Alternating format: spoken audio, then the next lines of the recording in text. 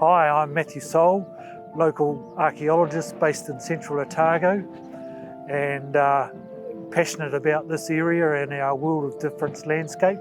We're here today because of the World of Difference values under threat from a proposed OFA Bendigo mine. We're going to walk up an old paper road that was surveyed in 1897. We're going to look up Shepherd's Creek, Jean Creek and Rise and Shine Creek to understand the impacts from this proposed project, which involves a toxic processing plant, all the haul roads, and the 4 large open cast pits, and all the overburden that's going to be dumped up in Jean and Shepherd's Creeks. So come along, join in.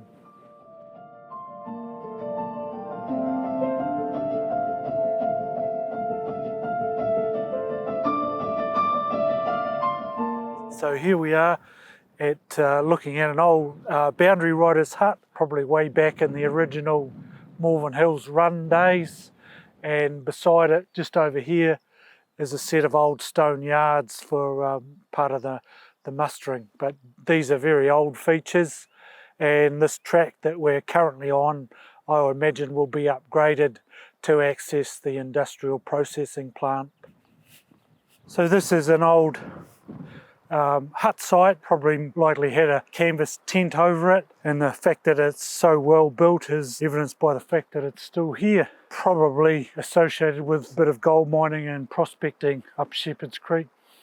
This is Sill Creek, quite important to the Maori that would have been using the Thomsons as a Pānumu trail route. It was used by the Maori for tool making, and they would, with hammer stones, knock shards off and use them for cutting tools. So there's a wee example here of a shard that's been knocked off. And they would just use that in their hands for cutting, skinning, and that sort of things.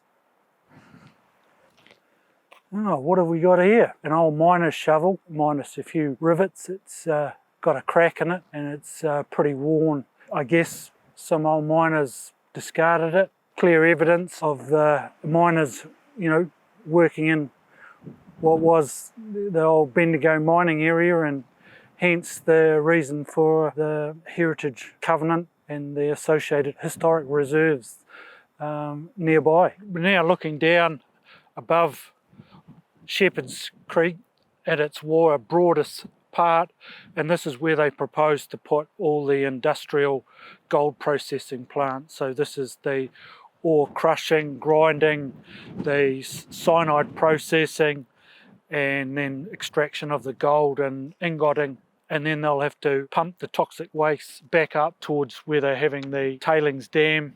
Just up on these hills over here, this will be the basis of the large RAS pit, which will be nearly 1 kilometre long by nearly 1 kilometre wide and 300 metres or so deep, so it will be quite visible. So this is a Pimelia close up. It's covered in lots of wee fine hairs and has this lovely wee white flower, and it's flowering its heart and soul out very intensely. So here we've got 2 lovely little wee native geraniums in flower, just eking a life out of this pretty degraded face above Shepherd's Creek. And this is Realia. What's fascinating about it is it's a collection of many, many individual plants forming together this leathery, warty community. So here we have a whole colony of lichen covering this rock, and lichens, it's actually a mutual relationship between algae and fungi, and really indication of healthy, clean air usually.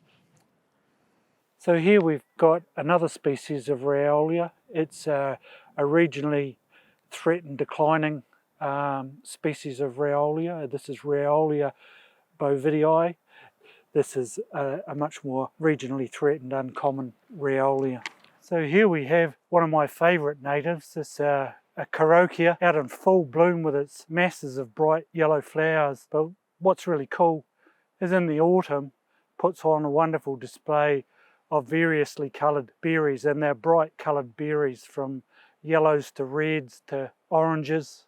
So here we've found an original survey peg would have been put in when the 1897 survey was done, and up above is an associated special native species will be taken out with the construction of the huge res pit, and also likewise with the Clementine pit. So here we are coming up onto the beginning of the carriageway that was built either the late 1890s into the early 20th century to go between Matakanui and Bendigo. Having been here about a fortnight or so ago and reporting it to the council, I see the gates still locked on a legal paper road. So just pointing out, there's 2 wee clumps of remnant Kanuka shrubland, potentially with the removal of grazing. There may be some regeneration and revegetation. Central Otago is a really special place, but it's very misunderstood. We all know about the Alps and braided river systems and beech forest and glaciers, but we know very little about this really special place with its semi-arid dryland, semi-arid climate and dryland species that gives rise to a whole lot of plant species that are unique to Central Otago and nowhere else on the planet. This area exemplifies some of these, and so this mine and all its associated earthworks is going to destroy these ecological values, and they're highly threatened values and unique to Central Otago. So here we've got a really good example of a revetted wall and a box culvert. So this is basically to allow the drainage of the hillside above the carriageway when it was being built. And this stone would have been quarried somewhere reasonably locally, hand quarried and hand tooled to shape it up and face it up, and then dry stacked in this place to form basically a culvert bridge. Unfortunately, apart from the structural components, the mining company has all but destroyed the original carriageway formation and has now destroyed what was the old pat track heading further up this hill. It would be interesting to know what authority or consents they had to do this amount of disturbance associated with an archaeological site. We're getting up into the upper reaches of Shepherd's Creek, and then off to our right is Jean Creek, and the tailings dam will be down below us, and then these upper reaches of Shepherd's and Jean is where the overburden will be dumped and disposed of, infilling these gullies and the associated loss. So here we've got some examples of the Central Otago grey shrubland, and here we've got Cryposma pincua and Aleria, probably odorata, and there's also some Matagari, and this makes up the grey shrubland ecology, and this is home to all sorts of moss and invertebrates along with nesting birds. So not just a grey shrubland, it is an intact ecological system home to insects and birds.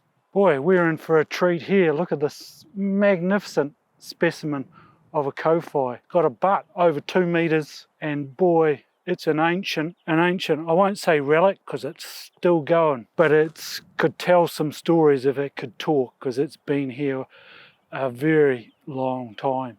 Look at these beautiful specimens of kowhai flora, and look at the seed pods with it. It is just loaded to the gunnels. Amazing. And we did have a pea waka waka visitors while we were here. So speaking to Central Otago's world of difference, and we were talking about this semi-arid dryland landscape, on a per square metre basis in a good native sward, the plant density and species diversity is way higher than in a square metre of beech forest. So this is a very rich ecological system.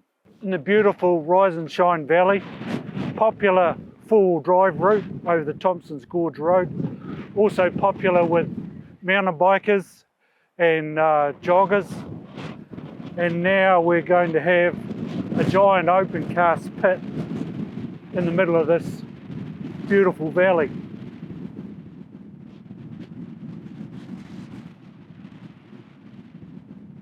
So I wonder if Doc realises what they've given consent to, or maybe even not consented to. There's certainly a lot of new industrial tracking that's occurred on this landscape that wasn't here a few years ago.